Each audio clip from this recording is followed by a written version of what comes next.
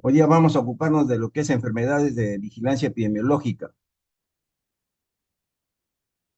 Primeramente, nosotros en esto de que se llama de las enfermedades de vigilancia epidemiológica, tenemos que ir conociendo la cadena de transmisión, cómo se transmiten las enfermedades, ¿no? Cuáles son los elementos que prácticamente se tiene que estar viendo, ¿no? No solamente en un solo componente, sino como ven ahí, vamos a ver la cadena de transmisión. Y conociendo nosotros la cadena de transmisión, ahí es donde ahí vamos a tomar muchas medidas eh, preventivas, muchas medidas en las cuales pues vamos a evitar posiblemente las infecciones, ¿no? Y los contagios a veces, ¿ya? Como ven, primeramente tenemos que conocer el agente infeccioso. ¿Cuál es el agente infeccioso que está produciendo la enfermedad? ¿No? Y ahí tenemos por ejemplo, en agente infeccioso, los metazoarios, protozoarios, bacterias, hongos, virus, riquecias, ¿no? Es lo que estamos viendo ahorita a la actualidad, por ejemplo, en el dengue, ¿no? El agente infeccioso tendría que ser el virus del dengue, ¿cierto? Y también ver el reservorio de la infección, donde realmente se reproduce y dónde lo podemos encontrar a este germen, ¿no es cierto? Entonces ahí puede ser en una persona, puede ser en un animal enfermo, portador del germen, ¿ya? En este caso, le estaríamos viendo en el virus del dengue, ¿m? Tendríamos que ver la persona que está enferma, ¿cierto? Es el reservorio. Y la vía o puerta de salida, por donde sale, por ejemplo, el germen de la persona que está infectada, ¿no? La puerta de entrada, la puerta de salida, ¿no? Que puede ser respiratoria, por eso es que en tiempo, por ejemplo, del COVID, ¿qué se hizo? Como se conocía la cadena, se llegó a conocer la puerta de salida, era la respiratoria. Entonces, ¿qué medida se tomó? Ponerse la mascarilla, ¿no es cierto? Puede ser digestiva también. Puede ser genitourinaria, las infecciones urinarias, ¿no es cierto? ¿Ya? Las enfermedades, ¿qué se llama? De infecciones de transmisión sexual. La transcutánea, ustedes ya la conocen, por ejemplo, en el dengue, ¿no? Picadura. Las mucosas también y las conjuntivas, ¿no? Por ejemplo, hay enfermedades, por ejemplo, la tuberculosis en la conjuntiva, ¿ya? Es la tuberculosis oftálmica, ¿no? Y el mecanismo de transmisión, ¿cómo se transmite? Directa con contacto físico, ¿ya? Directo con contacto físico, o directa sin contacto físico, ¿no? ¿Ya? Y la indirecta, que es los seres animados o inanimados, ¿no? Que puede ser vertical u horizontal también. En la vertical, por ejemplo, tenemos el VIH-Sida, ¿no? Ahora, por su propagación, se pueden formar enfermedades cutáneo-mucosas por artrópodos, antropozoonosis, ¿no es cierto? Entonces, como ven, miren, importante conocer estas cuatro y ver también algunas otras más. La vía de entrada, por dónde ingresa, vías respiratorias, digestiva, que viene a ser muy parecido a la puerta de salida, ¿ya? Acá también nos hablan de las iatrogénicas, ¿no? Por ejemplo, nosotros de repente le colocaron pues un medicamento que la persona era alérgica, ¿no? Entonces estamos poniendo, o de repente le estamos poniendo un inyectable que fue vencido, estaba vencido, le colocamos, ¿no? O de repente le colocamos mal, también que se llama, en lugar de ponerle intradérmico, le pusimos intramuscular. Entonces también esa es una iatrogenia, ¿no? Y los hospederos susceptibles, ¿quiénes son las personas, ¿no?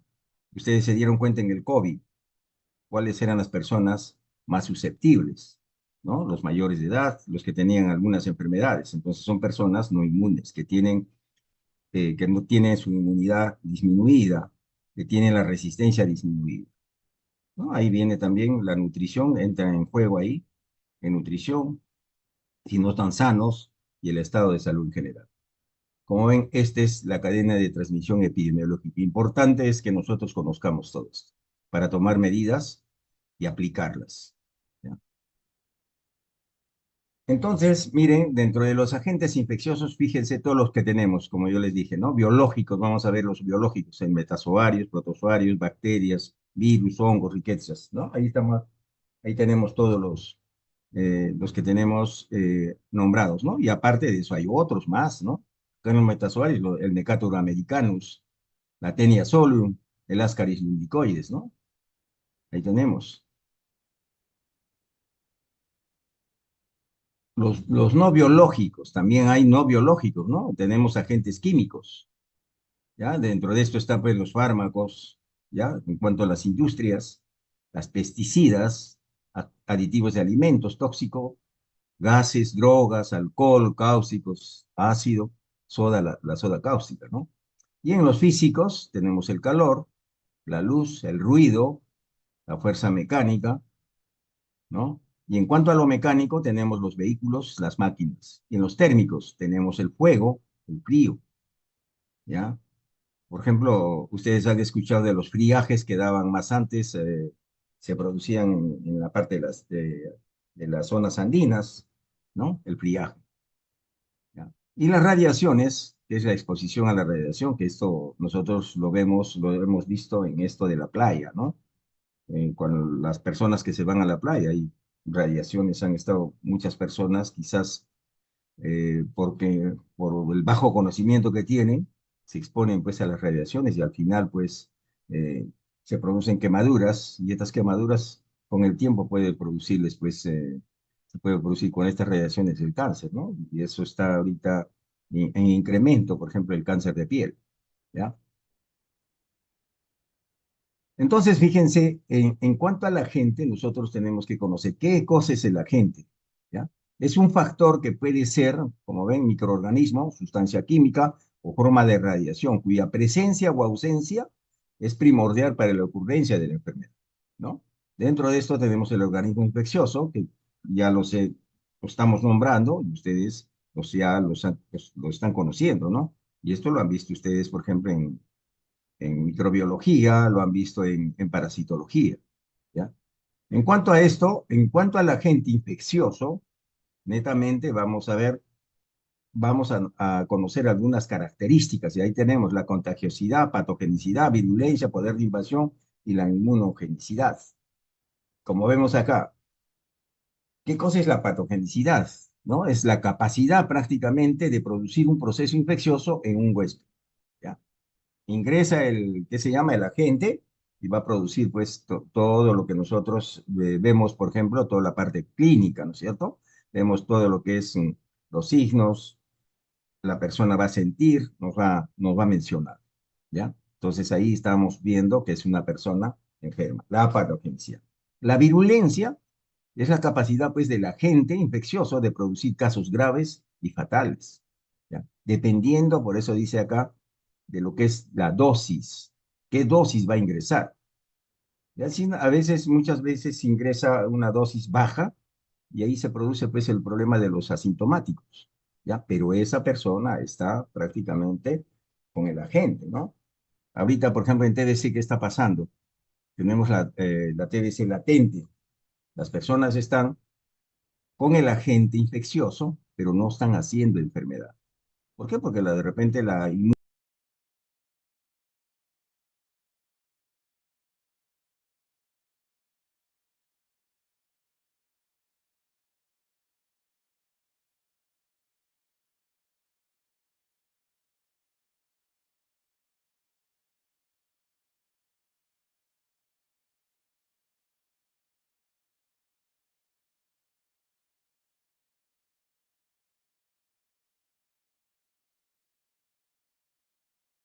Sí, doctor, está todo bien.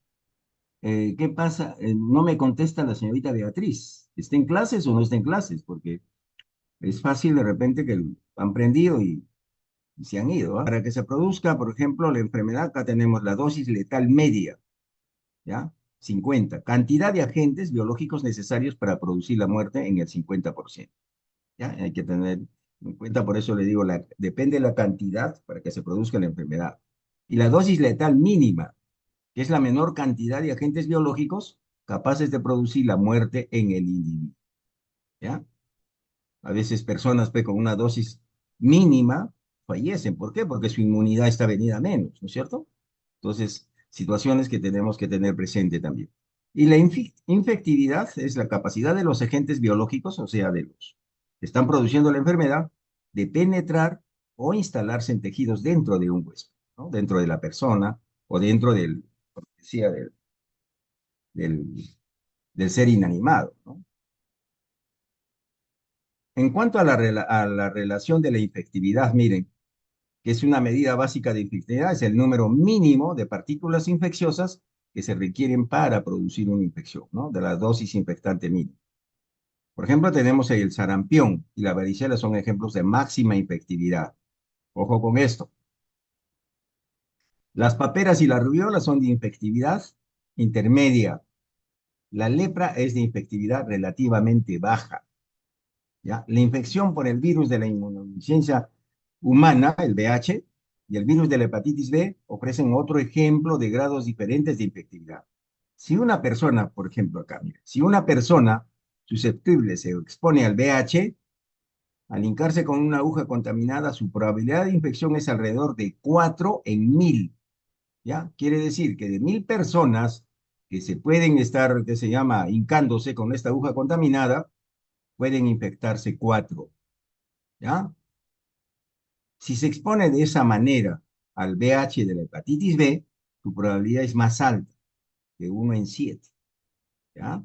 De 1 en 7. Fíjense, por eso muchas veces se dice que la hepatitis B es mucho más contagiante, ¿ya? Mucho más contagiante. Por eso es que nosotros, ¿ya? Como personal de salud que somos, por eso se les exige a todos ustedes, ahora que van a entrar al hospital, las 3 vacunas de la hepatitis, ¿ya? La mutagenicidad también juega un rol importante en esto de los agentes biológicos, ¿ya? Que es una propiedad de algunos microorganismos de alterar o cambiar algunas de sus características, ¿no? Que es lo que estamos viendo en la tuberculosis MDR, ¿ya? En la tuberculosis MDR, ¿no? Los multidrogos resistentes. Los medicamentos han ido cambiando desde cuando apareció el primer medicamento que era el streptomicina, ¿no? Después de un tiempo fue resistente, o sea, el agente etiológico prácticamente mutó, ya no tenía la misma defensa, por decir, frente al medicamento. Y ha ido cambiando con el tiempo, ¿no? Ustedes lo han leído muy bien qué cosa es la mutagenicidad, la mutación en biología celular. ¿Ya? Y ahí hay muchas enfermedades, ¿ya? Que el agente ya muta. Por ejemplo, ahorita la mutación que existe como un ejemplo claro, la influenza, ¿no? ¿Por qué nosotros tenemos que vacunarnos todos los años? Por el virus, porque este virus, por ejemplo, muta, ¿ya? Entonces tenemos que estarnos vacunando continuamente por eso. En cuanto a la antigenicidad, es la capacidad del microorganismo de actuar como un antígeno, ¿ya? Para activar la formación de anticuerpos. ¿Qué hacemos con las vacunas, por ejemplo? Las vacunas nos colocamos pues el antígeno, ¿no? Para desarrollar los anticuerpos dentro de nuestro organismo. O alguna enfermedad también, por ejemplo, la varicela.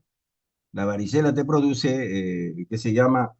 Ingresa el antígeno, ¿no? En cuanto a la varicela, y el organismo actúa y comienza a formar los anticuerpos, ¿ya? Y la especificidad, que es la capacidad determinada de microorganismos de tener, pues, características propias. ¿Ya? Entonces, como ven, esto es las características, ¿ya? En cuanto a la relación de la infectividad, ¿ya? Y cuando hay una infección inaparente, viene a ser la presencia de un agente infeccioso en un huésped sin que aparezcan signos y síntomas, que eso es lo que estábamos hablando en antes de lo que es que se llama los asintomáticos, ¿no? Uno puede estar, pues, que se llama infectado y realmente no aparece ningún signo, ningún síntoma, ¿no? No solamente en el COVID hemos visto eso, sino también lo vemos en el VIH-Sida.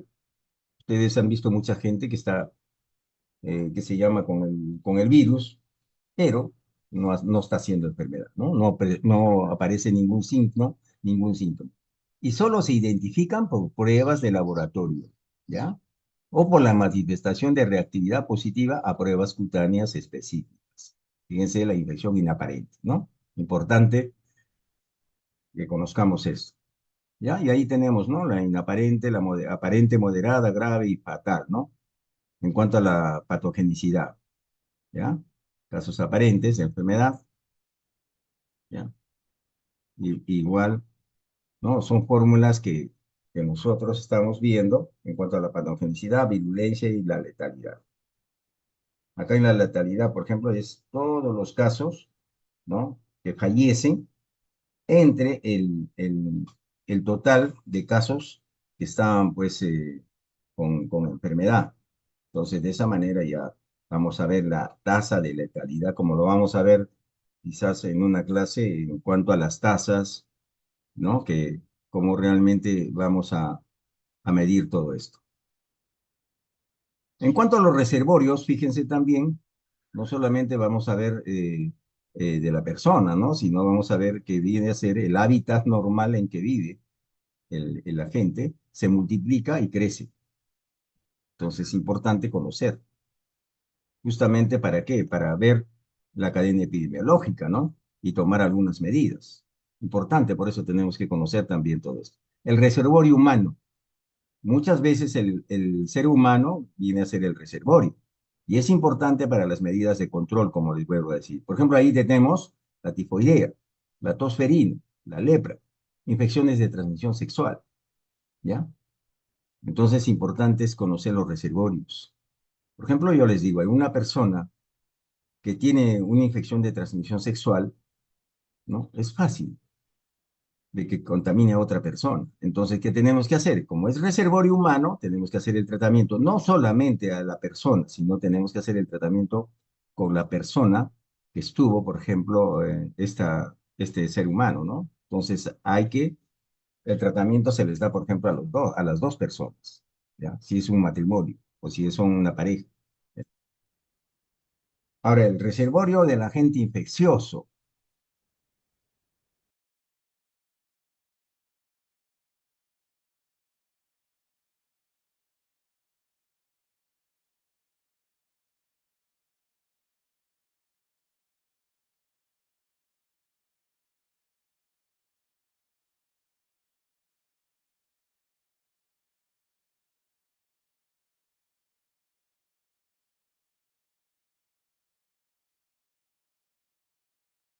El reservorio del agente infeccioso, ¿no? Reservorio de agente infeccioso, que es cualquier ser humano, artrópodo, planta, suelo, materia inanimada, donde vive se multiplica el agente infeccioso, ¿no? Por ejemplo, tenemos en el dengue, ¿dónde tenemos el agente infeccioso?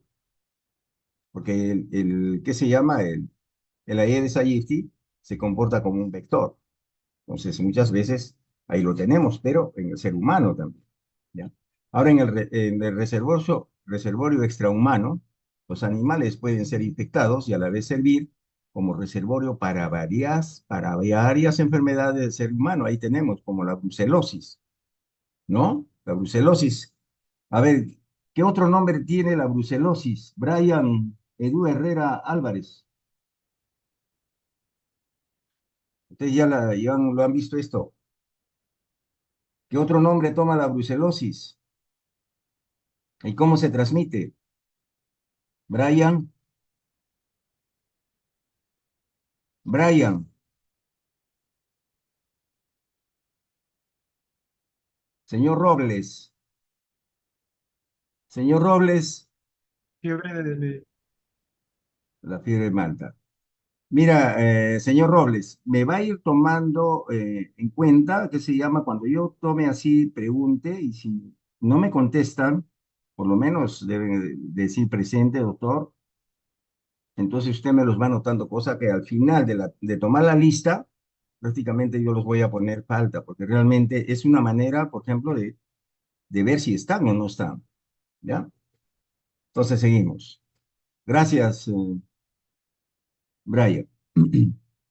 Entonces, miren, como ven, acá es, como les digo, el reservorio extrahumano. Los animales pueden ser infectados y a la vez servir como reservorio para varias enfermedades del ser humano, ¿no? Como la brucelosis, que ya lo ha dicho el señor, que también se llama fiebre malta, la peste, la rabia, ¿no? En los canes, ¿no?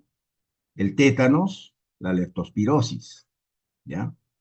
Entonces, importante ir conociendo todo esto de los reservorios. Y tenemos la zoonosis, que es una enfermedad infecciosa transmisible que en condiciones naturales ocurre entre animales vertebrados y el hombre. Por ejemplo, el perro, ¿cierto? Tenemos los que se llaman los murciélagos, ¿no? Entonces, importante, por eso les digo conocer los reservorios también, para así tomar medidas, que eso es importante, ¿ya? Entonces, acá vamos a ver cómo se producen todas estas cosas. Por ejemplo, el hombre enfermo, pues, que viene a ser el portador, los animales enfermos, los reservorios inanimados, ¿no? Y las fuentes de infección, que son fuentes de infección, ¿ya? Estas son las fuentes de infección. ¿Y cuáles son las medidas técnicas que se tiene que tomar? Ahí tenemos, miren, el aislamiento, ¿no? Que son las personas enfermas, que las vamos a tener muy aparte. Y la cuarentena, que viene a ser a las personas sanas, hay que cuidarlas, ¿ya? Aislamiento de reservorio de igual manera. Entonces, como ven, miren, importante estas medidas y qué es lo que hay que hacer, ¿ya? Ahora, en cuanto a la vía de salida y entrada, tenemos las vías, como les decía, la conjuntiva, que podemos hacer en los ojos, el aparato respiratorio, el aparato digestivo, el aparato genitourinario, piel y mucosas y la placentaria también, que hay enfermedades de transmisión sexual que prácticamente se transmite al feto por vía placentaria, ¿no? Para esto, ¿qué es lo que tenemos que hacer? También educación para la salud, ya cuidarnos, ¿ya? ¿Y cuál es el mecanismo de transmisión? Como ven acá, ¿cuáles son las medidas técnicas también? Tenemos el contacto directo, las gotitas de Fluyer, que es una desinfección, ¿no? Si nosotros tenemos, por ejemplo, la tos, ¿no? Nosotros podemos estar contaminando, por eso es que los ambientes en tiempo del COVID, que se hacía una desinfección, ¿ya? En los establecimientos de salud. Ahora, el contacto directo hay que hacer una esterilización, ¿ya?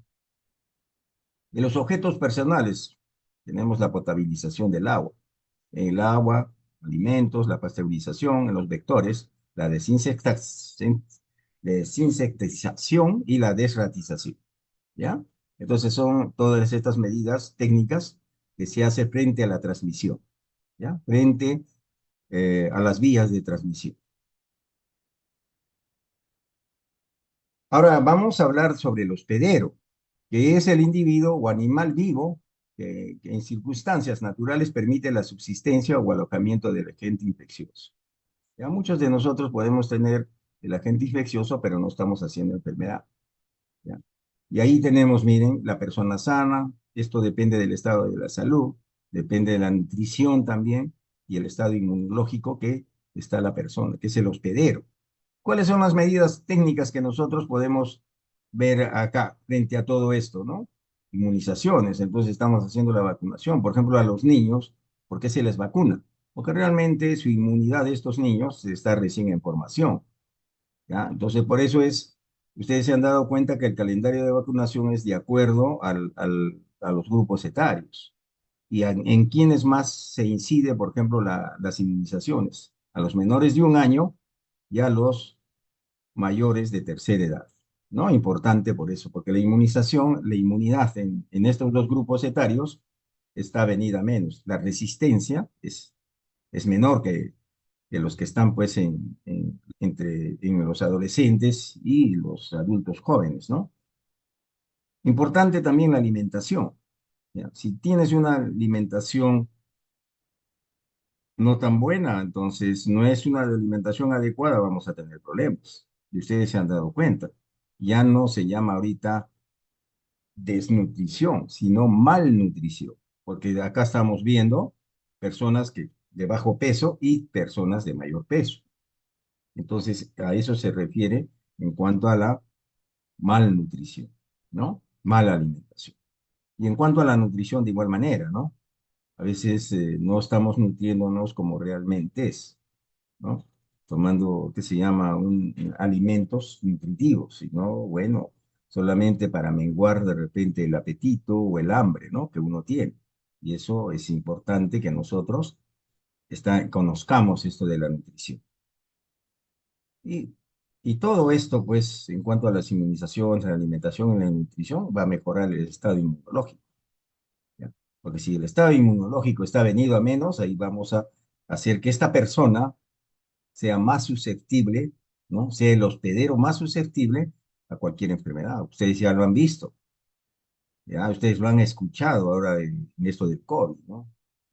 ¿Cuál eran, por ejemplo, que se llama las personas que estaban más susceptibles a hacer la enfermedad, ¿no? Los que tenían comorbilidad, por ejemplo, los que tenían diabetes, los que tenían hipertensión arterial, ¿no?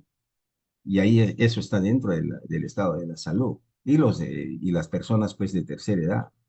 ¿Por qué? Porque tiene menos resistencia y su estado inmunológico está venido a menos. Entonces es importante, por ejemplo, esto del hospedero susceptible. Y no solamente esto, ¿no? Si nosotros vemos en cuanto a inmunizaciones, por ejemplo, las personas que se van a la selva sin haberse vacunado con ¿qué se llama? Con la vacuna de la antiamarílica, entonces es una persona, pues, que va a estar, como se dice, va a ser una persona susceptible a la fiebre amarilla en esa zona endémica de la selva. Entonces, por eso es que esa persona, si quiere viajar allá, tiene que vacunarse 10 días antes para poder viajar, ¿ya? Y ahí de esa manera, pues, va a estar, eh, ¿qué se llama? Solucionando su problema de hospedero susceptible. Entonces, miren, acá el hospedero debe contar con sus aspectos estructurales y funcionales, ¿no? Por ejemplo, en nuestro organismo, ¿cómo debe de estar? La piel debe ser intacta y las membranas mucosas, ¿ya? Intacto. Tiene que estar en perfectas condiciones. ¿Por qué? Porque si nosotros tenemos alguna herida, ¿ya? Y estamos en tiempo, por ejemplo, en Piura, donde realmente se salió el río, ¿se acuerdan? En el 2018, ¿no? Se malograron todos los, ¿qué se llama? El alcantarillado, todo eso, comenzaron a aparecer ratas, ¿no? ¿Y qué apareció después? ¿Qué enfermedad apareció? ¿Qué se llama? La leptospirosis. ¿Por qué? Porque la piel no estaba intacta, había, por ejemplo, una herida. Entonces la orina de la rata en el agua penetraba pues en la persona. Entonces ahí de esa manera se presentaron muchos casos de leptospirosis. Por eso les digo importante, ¿no? Nuestra piel, ¿no? Y las membranas mucosas. Reflejos de tos y estornudos, también lágrimas y saliva, ¿no? Son, ¿qué se llama? Aspectos funcionales, ¿no? Por ejemplo, muchos dicen, tiene mucha tos, hay que cortarle la tos. No, la tos ayuda, ¿ya? Claro que si es una tos, pues, por ejemplo, tos irritativa, que es muy diferente, ¿no? Entonces hay que conocer, si es una tos, como les digo, productiva, que está botando flema, bueno, que siga botando toda la flema, ¿no? Y eso le va a ayudar bastante. Y otros mecanismos de defensa que tenemos dentro de nuestro organismo, ¿ya? Son las secreciones gástricas, por ejemplo, la acidez gástrica, ¿no? ¿Por qué se produce la gastritis? ¿No? El peristaltismo, ¿no? Cuando resta el intestino, y los anticuerpos inespecíficos que se tienen, pues. ¿No? Dentro de esto también juega la edad, el sexo, ¿no? Porque hay enfermedades en las mujeres que los hombres no tienen, y viceversa. La edad, los grupos etarios, por ejemplo, ¿qué se llama? No tienen las mismas enfermedades, porque tienen diferente inmunidad, diferente resistencia, ¿no? Entonces, conocer todo esto. Y el grupo étnico, de igual manera, ¿no? Por ejemplo, la raza blanca es más susceptible a hacer, por ejemplo, ¿qué se llama? Cáncer de piel.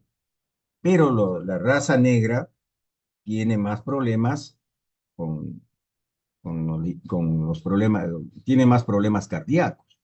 Entonces, por eso es diferente. El entorno familiar también juega. ¿ya? El entorno familiar que juega, ¿no es cierto? Porque una madre sola que cría a sus hijos va a tener mayores problemas que una familia que tiene pues una familia conformada, ¿no?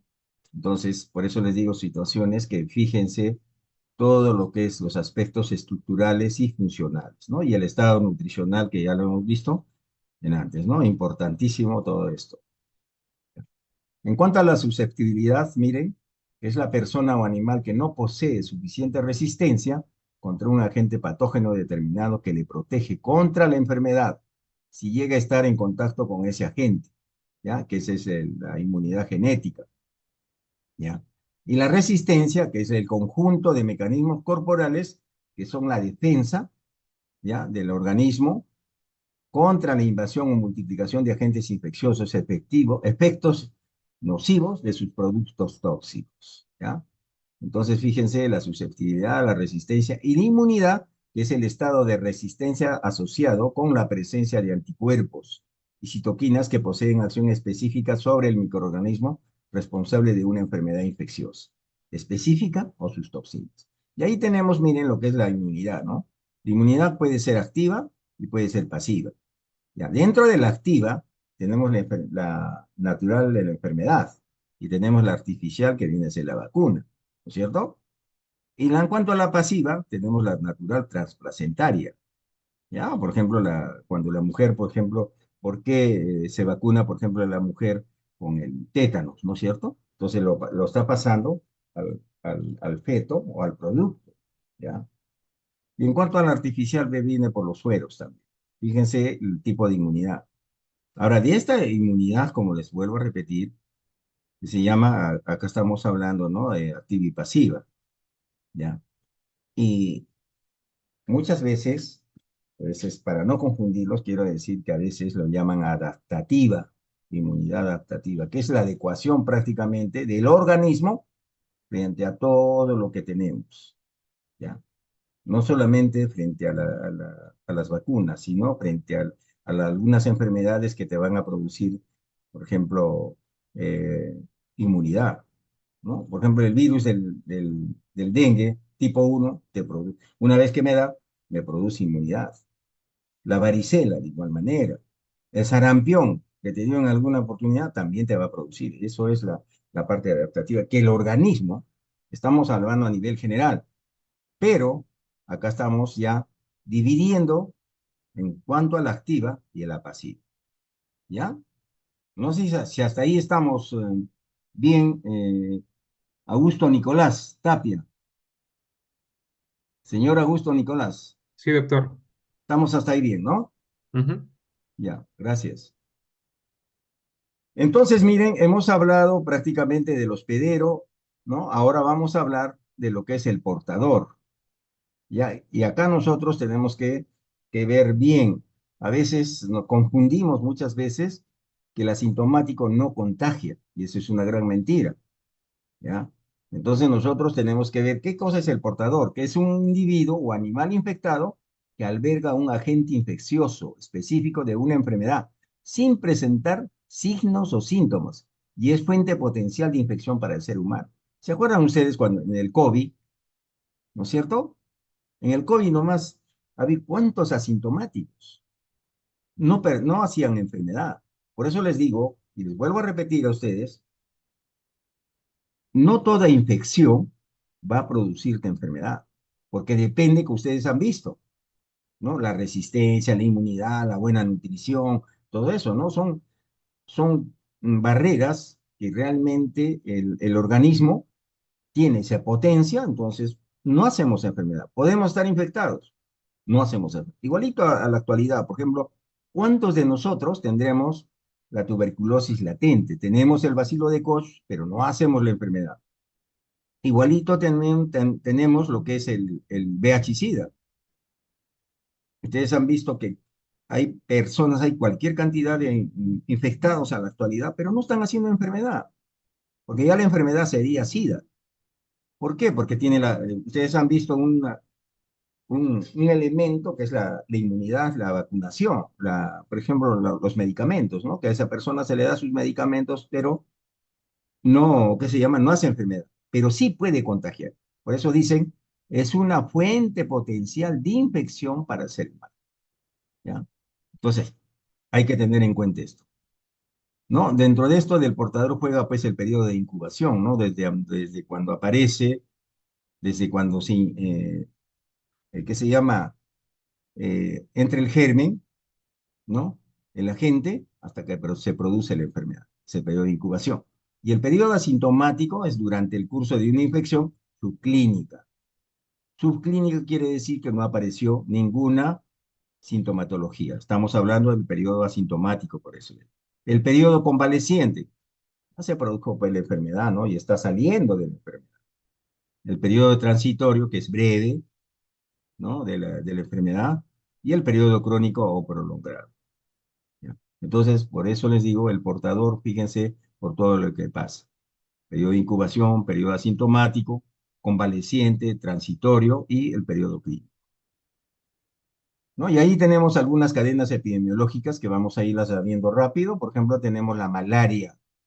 Vamos acá, ¿qué cosa es el agente etiológico de la malaria? Tenemos el Plasmodium vivax. Y no solamente vamos a ver vemos el Plasmodium vivax, ¿no? Tenemos el falcíparo, tenemos el ovale, ¿no? Y el malaria, que son los cuatro Plasmodium, ¿ya? Y el más que se llama letal viene a ser el Plasmodium falciparum, ¿ya? El falciparum. Entonces, este Plasmodium es el que produce la enfermedad, que es un protozoario. El reservorio es el hombre, ¿ya? ¿Quién es el vector? El anófeles, ¿ya? La hembra, el mosquito hembra. Y la distribución se encuentra en la costa norte y la selva, ¿no? Que eso es en zonas endémicas. O sea, lo vamos a tener siempre. Pero la situación de la malaria ya no solamente está en la costa norte y la selva, sino también lo tenemos acá en Lima, lo tenemos en varias zonas del país, ya la distribución. Solo que acá predomina, en la costa norte y en la selva predomina, ¿ya? El modo de transmisión, ustedes ya les estoy diciendo, la picadura de mosquito, hembra infectada, transfusor de sangre y agujas contaminadas. Agujas contaminadas, estamos viendo, por ejemplo, antes quizás era pues cuando, ¿qué se llama? Antes de que aparezcan las inyectables con las agujas que se desechan, o las retráctiles, ¿qué hacíamos? A veces hacíamos hervir, esterilizamos de esa manera las agujas, ¿no? Y una aguja a veces servía para dos, tres, cuatro, cinco personas, ¿no? Entonces, a veces no se esterilizaba bien, estaba la aguja contaminada, le colocabas a otra persona y ahí realmente estabas transmitiendo también, ¿ya? El periodo de incubación, fíjense, de 7 a 14 días.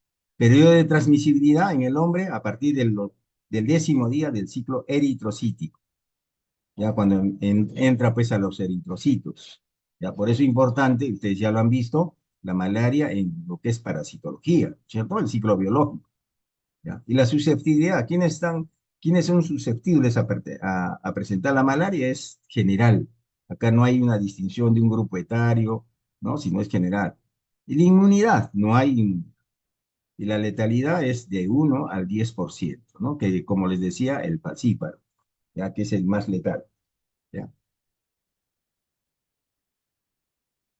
Este es, pues, miren, el comportamiento del número de casos de malaria en nuestro país desde el 2020 hasta el 2024, fíjense, ¿ya? Y en qué épocas, fíjense, en qué épocas del año se incrementa, ¿ya? En verano, miren, por ejemplo, ¿no? En verano, ¿ya? Esta es hasta la semana 10 del año 2024. ¿Y cuáles son, miren, los tipos que se vienen presentando acá en nuestro país? Miren, en el 2019 se presentaron prácticamente los tres tipos de, ¿qué se llama? De plasmodium, ¿no? El malaria es bajísimo todavía, ¿ya? Y en el 2023 nuevamente aparece, ¿ya? Y el 2024 de igual manera, ¿ya? En los años 2020, 21, 22 no había pues del Plasmodium malaria, solamente teníamos del Vivax y del Falciparum, ¿ya? Cuanto a los tratamientos pues de esto de la malaria, viene a ser la cloroquina, ¿ya? Y la primaquina, ¿no? Que son dos medicamentos que específicos para el tratamiento prácticamente de la malaria. Tenemos la fiebre amarilla también, miren, el agente etiológico, ¿cuál es? ¿No? El virus de la fiebre amarilla. ¿Ya? No confundamos, por eso les decía, desde ahora ya les digo, no confundamos el vector con el agente etiológico. El agente etiológico es el que produce la enfermedad y el vector es el que la transmite, ¿ya? Es el que la transmite. Entonces, el vector mosquitos del género Semagogus, el reservorio el hombre, el modo de transmisión picadura por mosquito y periodo de incubación en el hombre es de 3 a 6 días. En el mosquito de 10 días. ¿Ya? No confundamos esto. Aparecen casos secundarios 2 semanas después del caso primario. ¿Ya? Por eso es que cuando hay alguna persona que está con fiebre amarilla, se le pregunta esto. ¿Desde cuándo tienes la fiebre? ¿Desde cuándo te has sentido mal? Entonces, de acuerdo a eso, sacamos el periodo de incubación. ¿Ya? ¿No? El periodo de, ¿cómo, cuándo, en qué periodo se transmite la fiebre amarilla? El enfermo contamina al mosquito desde poco antes de iniciar la fiebre. Antes de que se inicie la fiebre, la persona, por ejemplo, está infectada. Antes de que se inicie la fiebre, el mosquito le pica, ya prácticamente se está contaminando el mosquito, ¿no? Entonces, y el mosquito al picar a otra persona ya la está contaminando, ¿no? Poco antes de iniciar la fiebre, dicen, y durante los primeros 5 días de la enfermedad, cuando hay una viremia, ¿no? Cuando el virus ya entra en sangre, ¿ya? Cuando el virus entra en sangre. Ahora, en esto vamos a ver dos ciclos, perdón. El ciclo urbano es transmitido por el mosquito doméstico, ¿ya? Aedes aegypti, infectado con el virus por alimentarse de sangre de las personas enfermas. ¿Ya? Eso hay que tener en cuenta. Y el selvático, transmitido por mosquitos silvestres pertenecientes al género Hemagogus y Sabetis, y otros que han picado animales. ¿Ya? Animales enfermos. En el Perú se han identificado el Cantiminomis y el Belisaroid, y el Pulgus, ¿no? Ese es, ya. En cuanto a la susceptibilidad, como les decía, mayor en migrantes que llegan a zonas endémicas, ¿no? Por eso es que, ¿qué se hace en este grupo etario de 15 a 35 años? Es que hay que vacunarlos, ¿ya? ¿Por qué? Porque si no se vacunan, estas personas son susceptibles de hacer la enfermedad. ¿Por qué? Porque realmente van a una zona donde realmente es endémica, donde va a estar la enfermedad, donde realmente va a estar el mosquito. Entonces, alguna persona que va a estar enferma, ¿no? El mosquito lo va a picar, lo va a extraer la sangre y va a las personas sanas. Y esto es por la ocupación, ya que muchas personas se van a la selva, pero no solamente a cortar, a trabajar en la tala de árboles, ¿no? De la madera, sino también en cuanto a la minería informal que existe en la selva. ¿Ya? En inmunidad existe vacuna, ¿ya? La enfermedad confiere inmunidad por largo tiempo también, ¿ya? Miren, ¿ah? En la fiebre amarilla existe vacuna, ¿ya? La enfermedad confiere inmunidad por largo tiempo también. La misma enfermedad te produce inmunidad. La inmunidad pasiva en hijos de madres inmunes puede persistir hasta 6 meses. ¿Ya? Ojo con esto que hay que tener presente. Hasta 6 meses. La vacuna protege entre 30 y 35 años y probablemente de por vida. ¿Ya? De por vida. Entonces, la fiebre amarilla es una enfermedad que te produce, como les vuelvo a repetir, inmunidad. ¿Ya? La letalidad es hasta 54%, sobre todo en migrantes. ¿Ya? En migrantes. En la forma clásica varía entre 20 y 50%. El paciente fallece generalmente entre el séptimo al 10.º día, situación que depende de la fase clínica, ¿no? Dependiendo de la enfermedad. ¿Ya?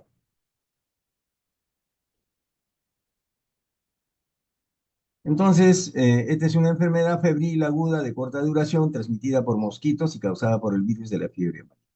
¿Ya? En cuanto a la distribución, la fiebre amarilla silvestre está distribuida en las regiones tropicales de América Latina, ¿no? Y tenemos todos los países.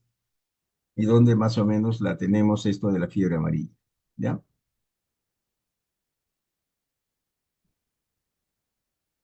¿Y cuáles son las medidas de prevención? Existen dos escenarios geográficamente diferentes, pero ligados por fenómenos sociales y económicos. Las zonas ensóticas, que vienen a ser las endemias, ¿no? Las zonas endémicas, donde siempre lo vamos a tener esa enfermedad. Y las zonas expulsoras, que no son endémicas, en las cuales se implementarán oportunamente estas medidas. En cuanto a la prevención para zonas ensóticas, vamos a ver las zonas endémicas. La inmunización es importantísima. La vacuna antiamarílica, ya del virus atenuado, es la forma más efectiva para prevenir y evitar la dispersión de los casos humanos, ¿no? Se aplica 0,5 ml de la vacuna por una sola vez, por vía subcutánea, ya, vía subcutánea, a personas susceptibles mayores de 9 meses, ¿ya? A mayores de 9 meses se pone la vacuna. Ojo con esto, ¿ya? Y ahí están los grupos etarios a quienes se les coloca, ¿ya? Se debe vacunar 10 días antes de ingresar a zonas exóticas. La eficacia de la vacuna es cercana al 100%, ¿ya? No se deben vacunar a los menores de 9 meses, a mujeres durante el primer trimestre de embarazo, ni a pacientes con compromiso inmunológico, ¿ya? Ni a pacientes con compromiso inmunológico. Importante, eso es lo que hay que tener presente, ¿ya? Tenemos el cólera también, que es una enfermedad bacteriana, ¿no? Hemos visto los virales, ejemplo de virales, y ahora vamos a ver de bacterias, ¿no? Causada por la enterotoxina del Vibrio cólera, ¿no? Clínicamente se caracteriza, pues, en ese tiempo, bueno, tuve la oportunidad de ver y de trabajar en esto del cólera, ¿no? Donde realmente veíamos, pues, la diarrea era acuosa, parecía agua de arroz, ¿ya? Profusa, generalmente sin dolor abdominal, ¿ya? No te producía dolor abdominal, sino diarrea, diarrea, diarrea, ¿no? Había náuseas, vómitos, las heces, como eso dicen, aspecto de agua de arroz. El cólera es una de las enfermedades que evoluciona rápidamente a una severa deshidratación, ¿no? Y realmente las personas, ¿qué hacíamos en cuanto al tratamiento? A ir a hidratarlos nada más. Y de algún antibiótico darles, ¿no? En ese tiempo se empleaba la sulfa, se empleaban los glucósidos también, ¿no? ¿Por qué? Porque había una deshidratación. Si no le hidratábamos, la persona pues entraba en shock o polémico y a la muerte, ¿no? El cuadro clínico se debe a la pérdida de agua y sales de los espacios intravasculares y extravasculares, ¿no? La persona pues, prácticamente se secaba. Por eso ustedes han escuchado de los calambres que les daba a las personas, ¿no? Había hipoacusia, o sea, no había, ¿qué se llama? Había una sordera. ¿Por qué razón? Porque ustedes saben que el potasio juega un rol importante también en toda la actividad del ser humano, ¿ya? Entonces, como se perdía el potasio, por eso a veces uno ya dejaba de escuchar, se presentaban los calambres, ¿no? Y se perdía la voz, había afonía, ¿no? Todo eso te presenta en el cuadro clínico. Y el agente etiológico, como ven, el vibrio en cólera, no solamente hay, dentro de esto es el clásico y el TOR, es un bacilo gran negativo, ¿ya? El Virion cholerae grupo 0, siendo llamado Virion bengala, fue identificado por primera vez en Madras. Y este es algo que se llama, haciendo una breve historia de lo que es el agente etiológico, ¿no? ¿Ya? En cuanto a la distribución, como ven acá, cómo está distribuida a nivel mundial esto del Virion cólera, o sea, de esta enfermedad, como dicen acá, hasta mediados del siglo XVIII el cólera estaba limitado solamente a la India y a Bangladesh. Desde ahí se ha extendido al mundo en 6 pandemias grandes. Miren, ¿ya? Al mundo prácticamente ha habido 6 pandemias y con la de 1991 que ha sido la séptima pandemia, ¿no? Que se inició prácticamente acá en Chimbote, ¿no? En 1961 en Indonesia se inició la séptima pandemia a diferencia de las anteriores. Esta fue causada por el biotipo TOR, ¿ya? Toxigénico, que se extendió a gran parte de Asia, luego a Europa y a la África. En enero de 1991, por eso les decía, se inició en Perú la más grande epidemia latinoamericana desde la última descrita en 1864. Los primeros brotes ocurrieron casi simultáneamente en Chancay y Chimbote, ¿ya? Esa es la primera la epidemia del cólera que prácticamente nos golpeó acá en nuestro país. Y Piura, ¿no? Luego se diseminó rápidamente a toda la costa sierra y también a los países vecinos. Fueron más vulnerables las poblaciones más pobres de las zonas urbano-marginales, ¿no? Aquellos que no tenían, pues, no contaban con agua potable, ¿no?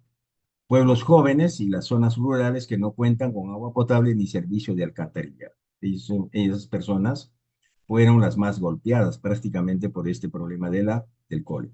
La epidemia en la región andina del Perú se transmitió principalmente a través de los alimentos contaminados que se servían durante los funerales y a la selva, afectando también a la población ribereña pobre que no contaba con agua, ¿no? Porque, ¿qué hacen las personas en la selva? Hacen su deposición, hacían al borde de los ríos. Entonces, a veces las poblaciones estas toman agua de los ríos, toman el agua de los ríos. Entonces, prácticamente estaban tomando un agua contaminada, ¿ya? Y en la sierra, como dicen acá, de los alimentos contaminados, sí, justamente cuando fallece una persona en la sierra, ¿no? Alrededor prácticamente del difunto, que está prácticamente ¿qué se llama?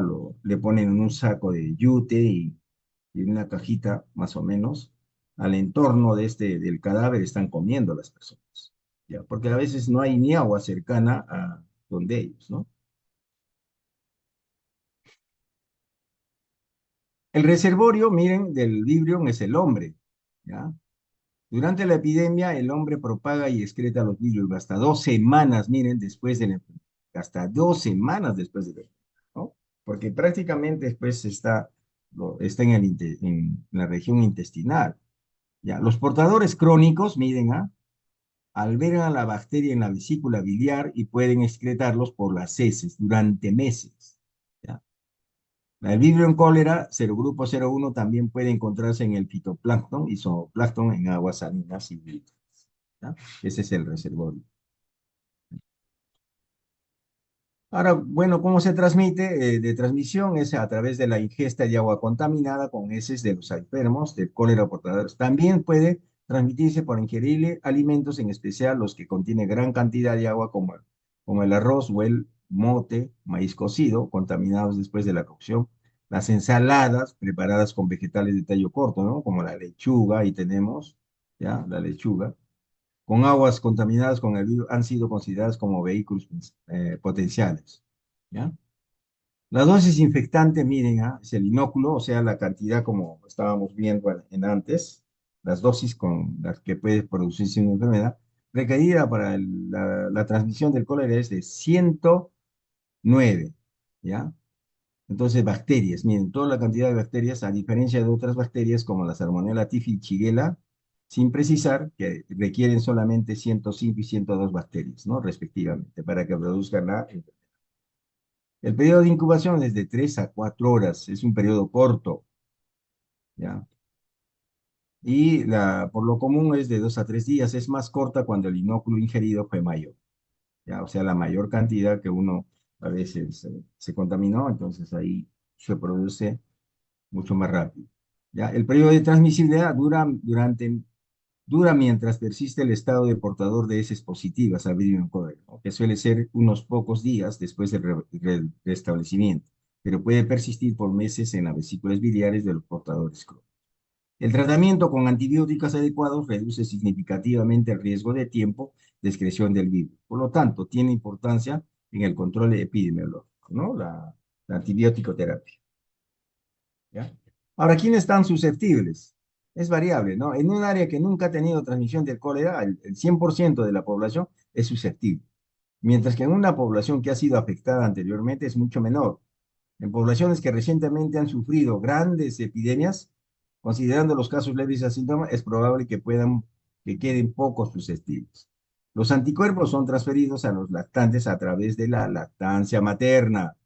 Por eso es importante la lactancia materna, ¿no? Y no solamente en esto del cólera, sino en la mayoría de situaciones de que el niño tenga diarreas, ¿no? Importante que se llama la lactancia materna por eso. ¿Ya? La inmunidad, la infección por vía del Vibrio cólera provoca el aumento de anticuerpos aglutinantes y antitóxicos. Al parecer, la inmunidad es muy duradera y protege de una nueva infección. Las reinfecciones fueron extremadamente raras en el periodo entre el 91 y el 98. ¿Ya? Importante todo esta parte de lo que es la inmunidad. La letalidad, como ven acá, en los casos graves no reciben tratamiento. La muerte se produce en horas y la tasa de letalidad puede superar el 50%. En cambio, cuando la persona recibe tratamiento oportuno, la letalidad es menor del 1%. Ya en el 91 y 95, por ejemplo, acá en nuestro país, la letalidad en la costa donde hubo mayor probabilidad de atención oportuna de los enfermos, la letalidad fue menor del 1%. Sin embargo, fue más elevada en la región andina, que varió entre 5 y 20%, porque el acceso al tratamiento fue más difícil. Las tasas de ataque más elevadas entre el 91 y 95 se presentaron en mayores de 65 años.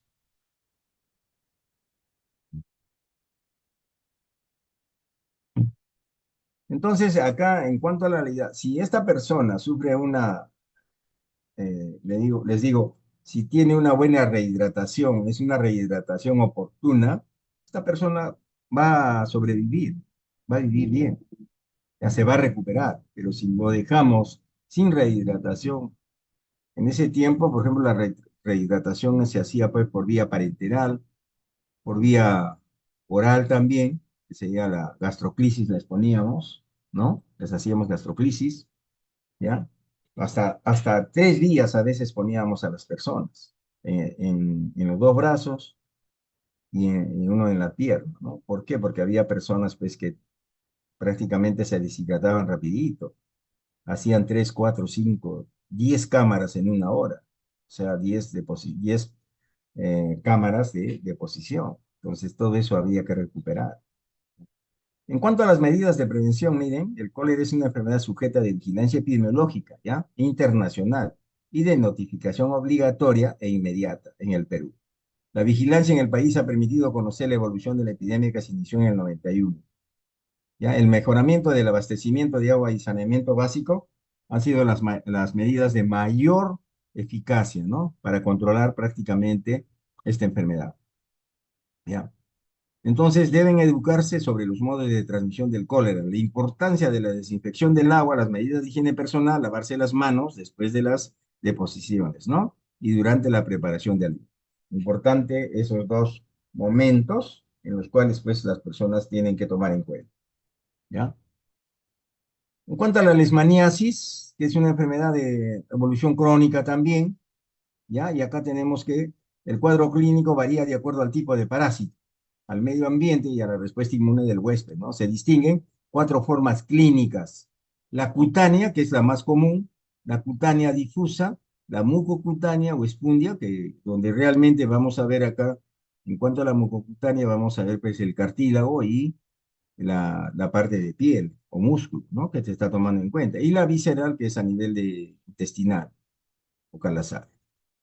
Ya, el agente etiológico, hay parásitos del género Leishmania, las especies más importantes en el Perú, la Leishmania yanni, peruviana, agente de la UTA.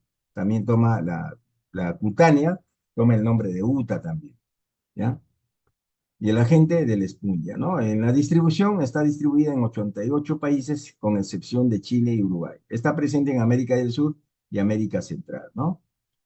El caso es de la forma cutánea andina, la UTA, y de la forma mucocutánea espundia se notifican en el Cusco. Miren, ¿en qué departamentos? Cusco, Madre de Dios, Loreto, Huánuco, ¿ya?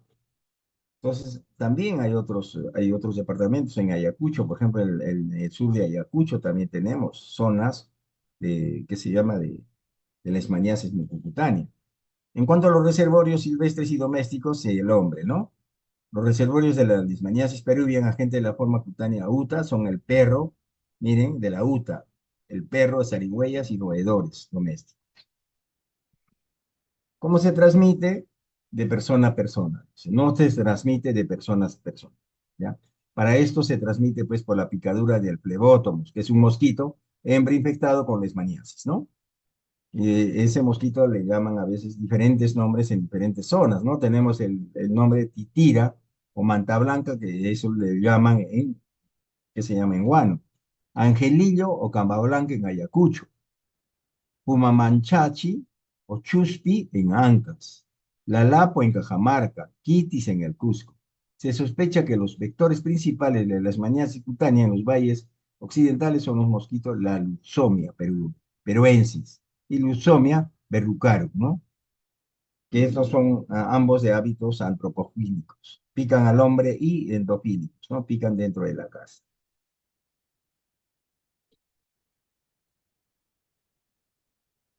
A ver,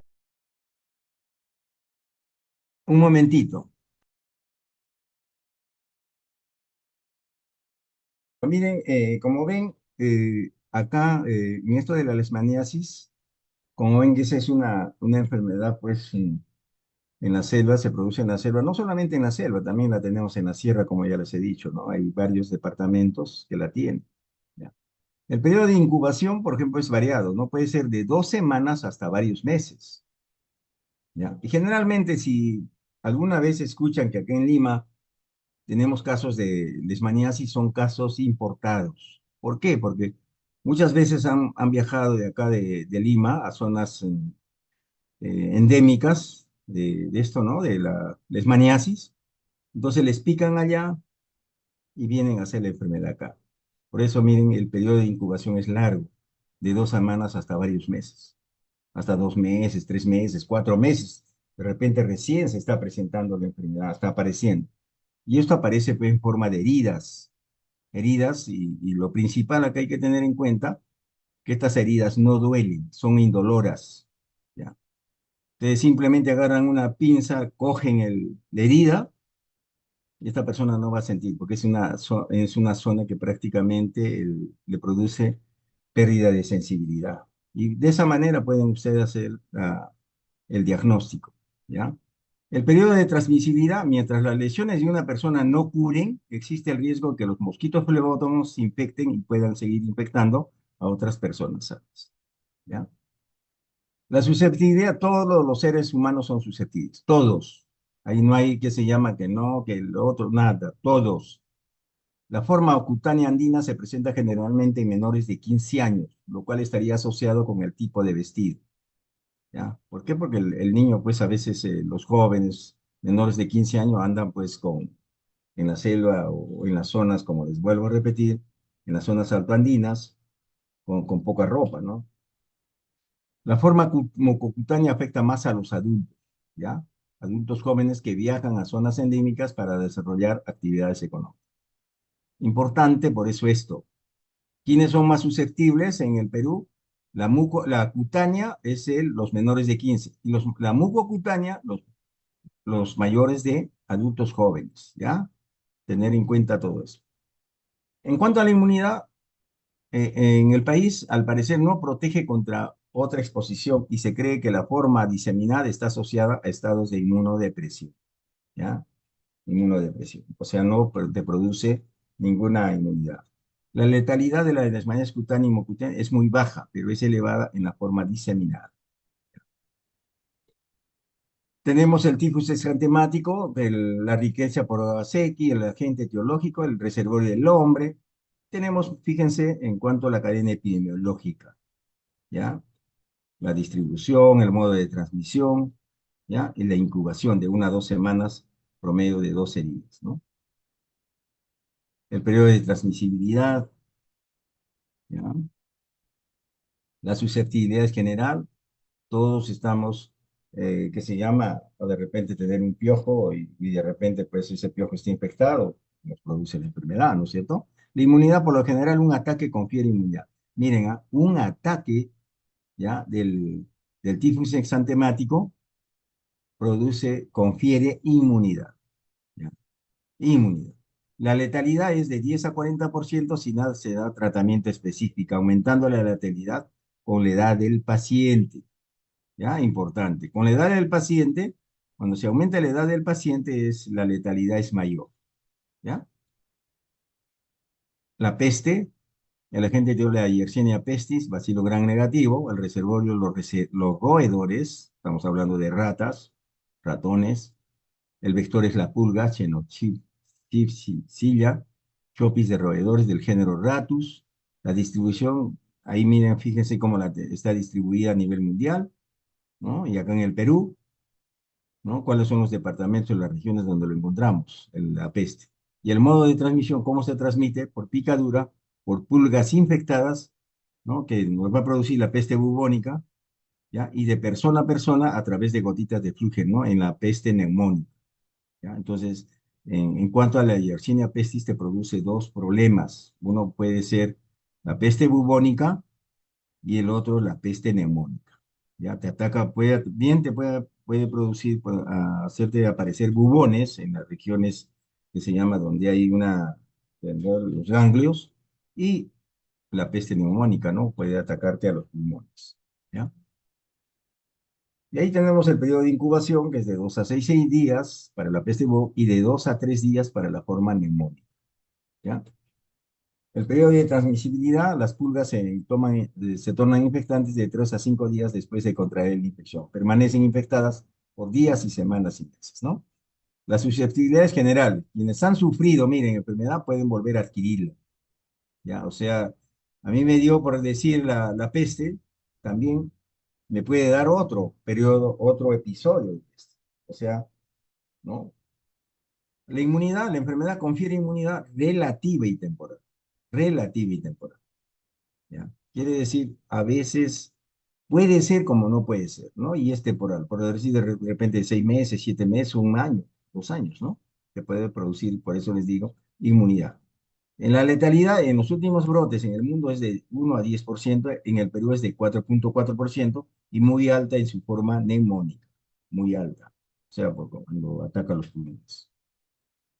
La poliomielitis también es otra enfermedad viral, ¿no? Ahí tenemos el agente etiológico, el reservorio, la distribución, el modo de transmisión, cómo se transmite de persona a persona, por vía de persona a persona por la vía fecal oral. ¿Ya? El periodo de incubación, ahí tenemos de 7 a 14 días, el periodo de transmisibilidad. ¿Ya? La susceptibilidad es universal, ¿no? Todos somos susceptibles a padecer de esta enfermedad. ¿Ya? La inmunidad con especificidad es de tipo permanente. ¿Ya? Los niños que nacen de madres inmunes muestran inmunidad pasiva transitoria. Existe vacuna, ¿ya? Existe, ustedes ya conocen la vacuna, ¿no? De la polio, ya que son 3 dosis, ¿no? La letalidad es de 2 al 20%. Y ahí tenemos también otra enfermedad que es una enfermedad metaxémica, que es el dengue, ¿no? Ahí tenemos el agente etiológico, ya creo que ustedes lo conocen muy bien, están leyéndolo muy bien. El reservorio del hombre, el mosquito Aedes aegypti. La distribución en el Perú, miren cómo está. Loreto, San Martín, Ucayali, Madre de Dios, Piura, Junín, La Paz, con La Libertad, Lima, ¿ya? El modo de transmisión, picadura del mosquito infectado. El periodo de incubación en el hombre de 4 a 6 días, mínimo 3, máximo 10. Y en el mosquito es de 8 a 11 días. En el periodo de transmisibilidad, desde un día antes de la aparición de los primeros síntomas hasta el quinto día de la enfermedad. El mosquito hembra se infecta al picar a un enfermo y es infectante durante toda la vida, ¿ya? Durante toda su vida, perdón. La susceptibilidad es universal, ¿no? Los niños suelen tener un cuadro más benigno, ¿ya?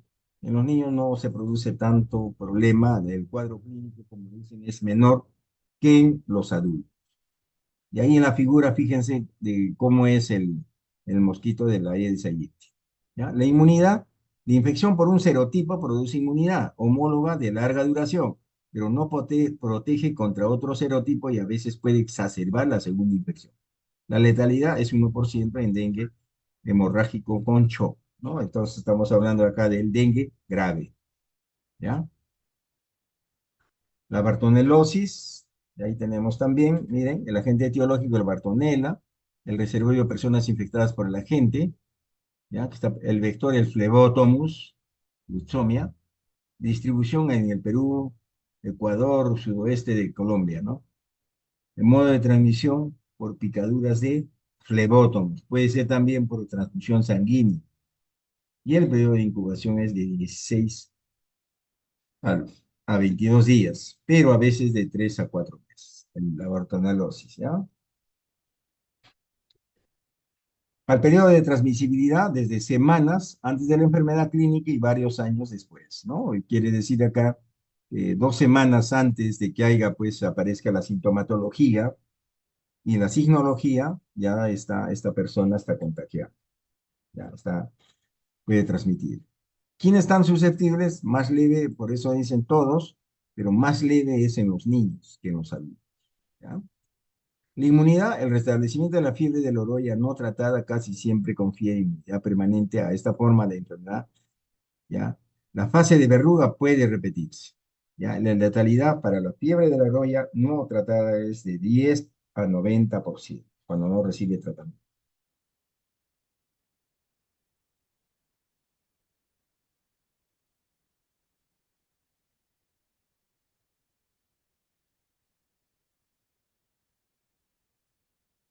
En cuanto al carbúnculo, ahí tenemos, miren, el agente etiológico, el reservorio también, el modo de transmisión, ¿ya? Acá importante lo que tenemos que ver es, ¿no? La transmisión, cómo se transmite, por contacto directo con carne contaminada o con productos animales muertos por carbunco. Produce la forma cutánea por inhalación de esporas, por ingestión de carne contaminada insuficientemente cocida. ¿Ok? Ese es el carbunco. El periodo de incubación de 1 a 7 días. Ya la forma por inhalación hasta 60 días. El periodo de transmisibilidad, la transmisión de persona a persona es muy rara, la susceptibilidad es indeterminada, la inmunidad son raros los segundos ataques, la letalidad 5 a 20%. En la forma cutánea sin tratamiento, las otras formas clínicas tienen alta letalidad.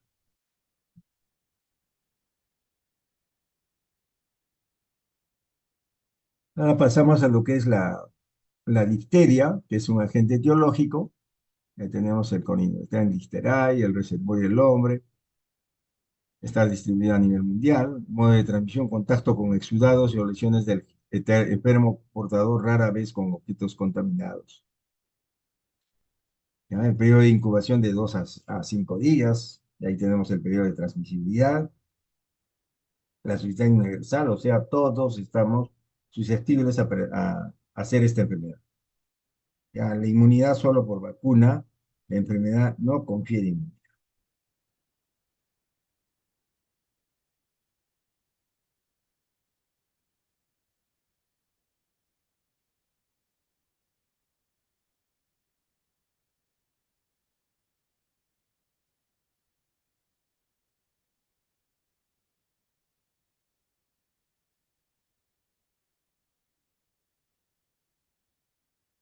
Entonces, miren, la susceptibilidad es universal. La inmunidad solo por vacuna, ustedes ya la conocen, la de, ¿ya? Y esta enfermedad no confiere inmunidad, solamente por vacuna. La letalidad es del 5 al 10%. Ustedes ya en el 2020, ustedes saben que se produjo 2 casos de difteria, ¿no? En una niña menor de 5 años y en la persona mayor de 65 años. Es que en ese tiempo la niña, por ejemplo, no tenía completo su calendario de vacunación. ¿Ya? Y la señora de 65 años, en esos tiempos, cuando estaba nació y tenía que se llama, dentro del año no había estas vacunas todavía. ¿Ya? Chagas es otra enfermedad metaxémica, ¿no? El agente etiológico es la Trypanosoma cruzi, el hombre, el perro, el gato, roedores, el reservorio, el vector del Triatoma infestans, ¿ya? El Pastophilus herreri, ¿ya? Y este es la chirimacha, ¿no es cierto? La distribución, fíjense cómo está distribuida prácticamente en nuestro país, ¿no? Tenemos en Ica, Tacna, parte de Ayacucho, Abancay. El modo de transmisión, vectorial, transfusional, vertical. Periodo de incubación es de 5 a 14 días, después de la picadura del insecto, ¿ya? El periodo de transmisibilidad, desde que la persona se infecta, puede mantener al parásito toda su vida, ¿no? La susceptibilidad son todos, todos, ¿ya? Y los más susceptibles vienen a ser pues, los inmunodeprimidos. ¿Ya? En inmunidad no se conoce muy bien este mecanismo y la letalidad entre 10 y 20% de los que hacen la forma crónica mueren por complicaciones cardiovasculares.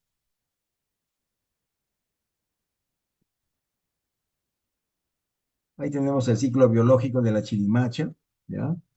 Ahora, el periodo de transmisión, desde que la persona se infecta, puede mantener el parásito toda su vida, ¿no? Las susceptibilidades son susceptibles de toda edad, son más los inmunodeprimidos. Inmunidad, no se conoce muy bien este mecanismo. Entre el 10 y 20% de los que hacen la forma crónica mueren por complicaciones cardiovasculares. Sí. Como ven, miren, estas son las cadenas epidemiológicas que las venimos dando, ¿ya? Que ustedes no se hagan tanto problema y vayan a estudiar, por ejemplo, de memoria, sino trácense, como han visto, el agente, el vector, ¿no? Entonces, puerta de salida, puerta de entrada. Entonces, de acuerdo a eso, ustedes se van a dar cuenta. Casi todas estas enfermedades que estamos viendo casi son los mismos componentes. La enfermedad meningocócica, ahí tenemos también toda la cadena epidemiológica, ¿ya?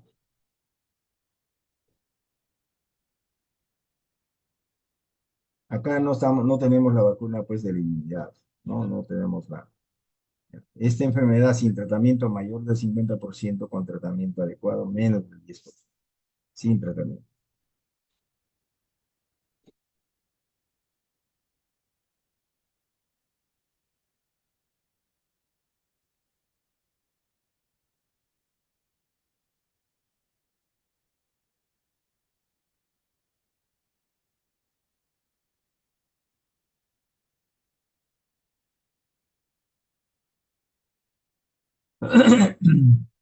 Y en esta enfermedad, por ejemplo, miren, en otros países tenemos las vacunas antimeningocócicas, ¿no? En grupos de riesgo. Y la letalidad, pues, de esta enfermedad, como dicen acá, sin tratamiento es mayor del 50%. Con tratamiento adecuado, menos del 10%, ¿no? Y ahí tenemos, miren, dónde lo tenemos acá en nuestro país, en Ancash y Apurímac. ¿Ya? Se han presentado algunos casos.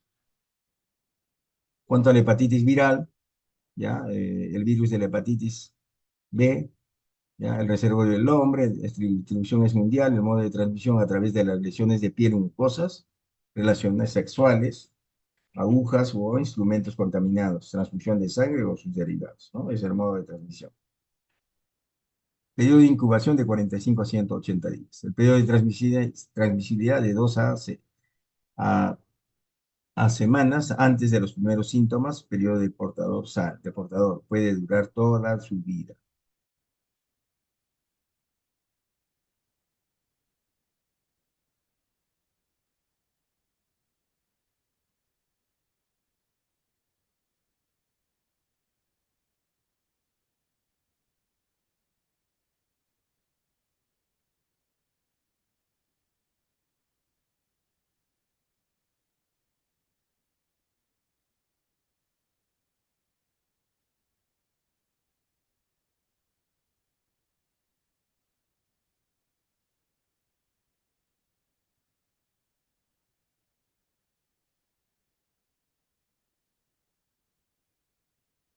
Miren, en cuanto a esto de la hepatitis viral, tenemos que tener en cuenta la susceptibilidad. Todos estamos susceptibles a presentar esta enfermedad. La inmunidad, ¿no?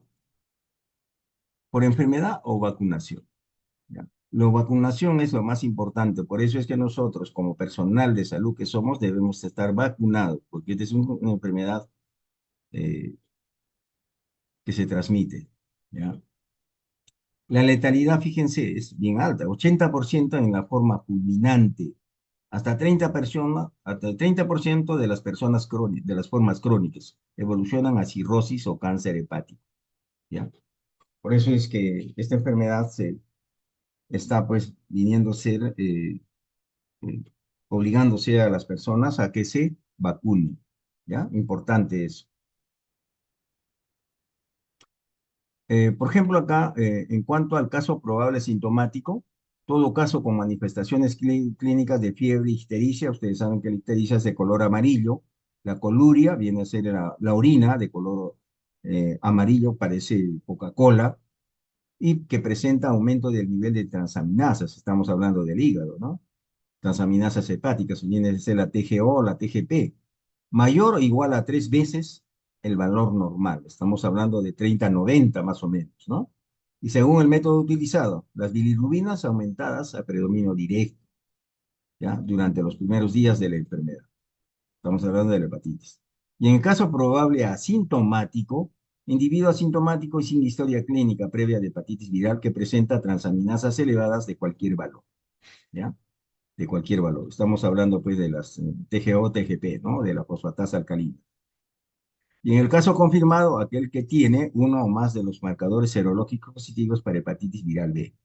Y en el portador crónico, todo caso confirmado de hepatitis B con persistencia de HBs, el antígeno de superficie, ¿no? Por más de 6 meses. Puede ser clínicamente sintomático o asintomático con transaminases normales u aumentadas. Esto es lo más importante que nosotros tenemos que ver, ¿no? La parte clínica, fiebre, ictericia y coluria, ¿no? Importante ver todo esto. Ya, en cuanto a la mortalidad materna, también ingresa, tiene su cadena epidemiológica, ¿no? Por ejemplo, acá, como dicen, en el 2020, año marcó pues el inicio de una pandemia global, ¿no? 429 mujeres peruanas murieron durante el embarazo y en los 42 días siguientes al parto. No solo se trata de un incremento del 41% respecto al 2019, es la cifra más alta de los últimos 8 años, ¿ya? De la mortalidad materna, la muerte materna. Muerte materna, que es la muerte de una mujer, miren, ¿ah? Muerte materna viene a ser la muerte de una mujer durante el embarazo, parto o en los 42 días siguientes de la finalización del embarazo. O sea, después del parto, ¿no? Esperamos 42 días. Entonces estamos hablando de una muerte materna, independientemente de la duración y lugar del embarazo, ¿ya? Acá están hablando del lugar, ¿ya? Por cualquier causa asociada o agravada por el embarazo o su manejo, pero no por causas accidentales o incidentales, ¿ya? Es la muerte materna. Y en cuanto a las muertes obstétricas directas, que son muertes maternas causadas por complicaciones del embarazo, el parto y el puerperio, ¿no? Por ejemplo, de repente acá, pues, ¿qué se llama? En el puerperio hizo una infección puerperal, ¿no? Murió la persona. Entonces estamos hablando de una muerte obstétrica directa. O de repente, pues, en el parto se produjo una hemorragia. Es una muerte obstétrica directa, ¿ya? Como dicen acá, o por intervenciones, omisiones y tratamiento inadecuado, ¿no? En cuanto a las muertes obstétricas indirectas, son muertes maternas causadas por enfermedad existente, ya agravada por los efectos fisiológicos del embarazo, ¿no? ¿Qué está pasando, por ejemplo, en la indirecta, ¿no? De repente, pues, esta persona tenía tuberculosis y y sin, ya con tuberculosis, y esta persona fallece. Entonces, estamos hablando de una muerte obstétrica indirecta. Porque qué cosa hizo ustedes saben que hay cambios fisiológicos en cuanto al embarazo, ¿no? Más los cambios, más los problemas que te ocasionan la tuberculosis, entonces es una persona que va a ser una muerte obstétrica indirecta, ¿ya? Ahora, muertes maternas tardías son muertes maternas por causas obstétricas directas o indirectas, ¿no? Que ocurren después de las 42 días, ¿no? Estamos hablando acá de la muerte materna que se habla, por ejemplo, hasta los 42 días, ¿no es cierto? Pero acá estamos hablando de la muerte materna tardía, después de los 42 días del puerperio, ¿no? Y las muertes relacionadas con el embarazo son muertes maternas durante el embarazo o dentro de los 42 días de terminación del embarazo, ¿no? Independientemente de su causa, ¿ya? Entonces es importante conocer esto de la mortalidad materna, ¿no? Para actuar más que todo es esto, ¿ah? Por eso les digo, es importante conocer las cadenas epidemiológicas para tomar medidas, ¿ya? El tétanos, ahí también tenemos, ¿no? Su ¿ya? Cadena de transmisión, ahí lo ven. La inmunidad del tétanos es solo por vacuna, la enfermedad no confiere, que es lo más importante que tenemos que tener, ¿no? El tétanos neonatal, Agente etiológico es el Clostridium tetani, bacilo gram negativo, gram positivo, el reservorio de tierra o objetos. El modo de transmisión, introducción de esporas al corte del cordón. Por eso es que para cortar el cordón umbilical debe ser pues con, con una tijera aséptica, ¿ya? Con instrumentos contaminados o contacto del muñón del cordón umbilical, ¿no? ¿Por qué antes fallecían los niños o tenían tétanos neonatal? Porque a veces las madres eran atendidas por parturientas en sus domicilios y no tomaban pues en cuenta la asepsia para atenderlos o para cortar el cordón umbilical, ¿ya?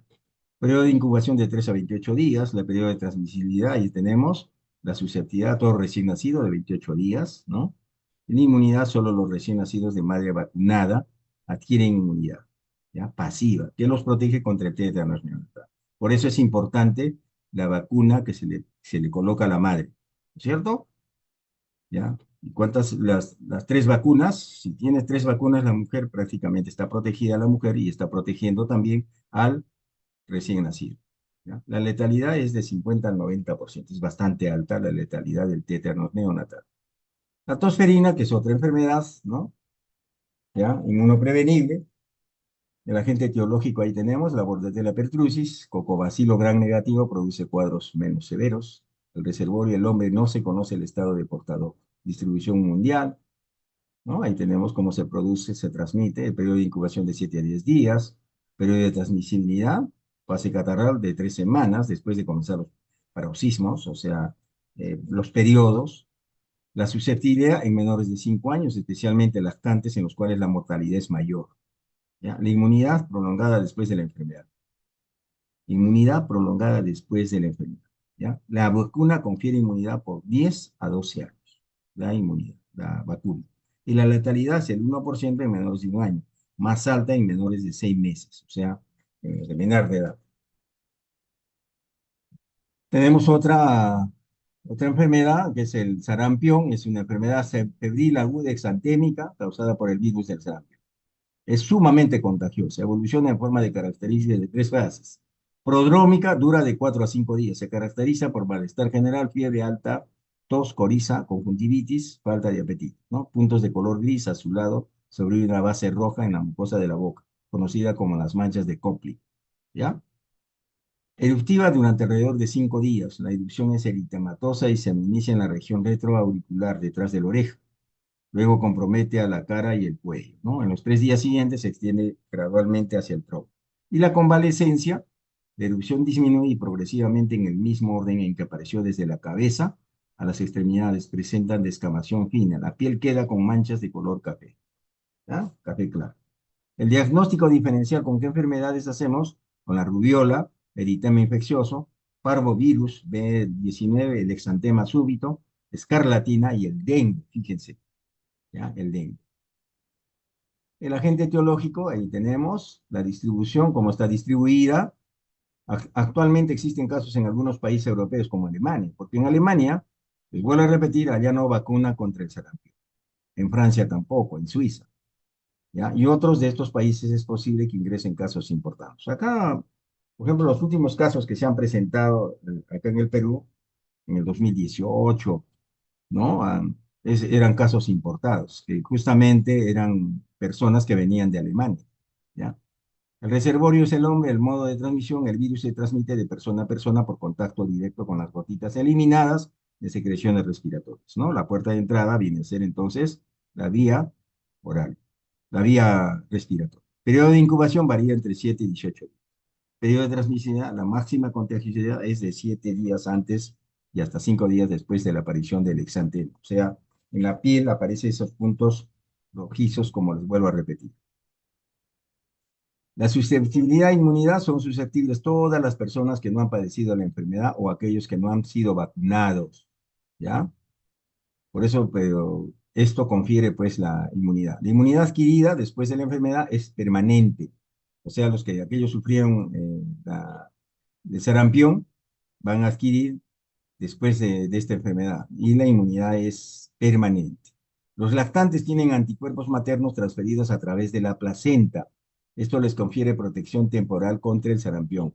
que puede persistir hasta el año de edad. La vacuna confiere inmunidad activa en el 98 personas de personas susceptibles y tal vez por toda la vida, ¿ya? Por eso es que el sarampión se coloca la vacuna casi al año. ¿Por qué? Porque la lactancia materna, ¿no? Le produce una inmunidad hasta el año, ¿ya? La letalidad de la epidemia que ocurrió en el Perú en 1900 más fue 1,442%, ¿no? 347 entre 22.605 casos.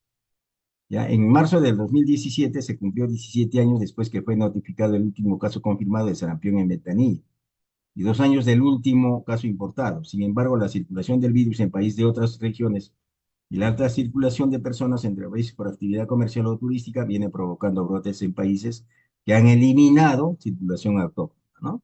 En ese caso nosotros hemos eliminado prácticamente, pero no está erradicado todavía el sarampión, porque eliminación es una cosa y erradicación es otra cosa, ¿ya? Por eso tenemos la vacunación de SPR, ¿no?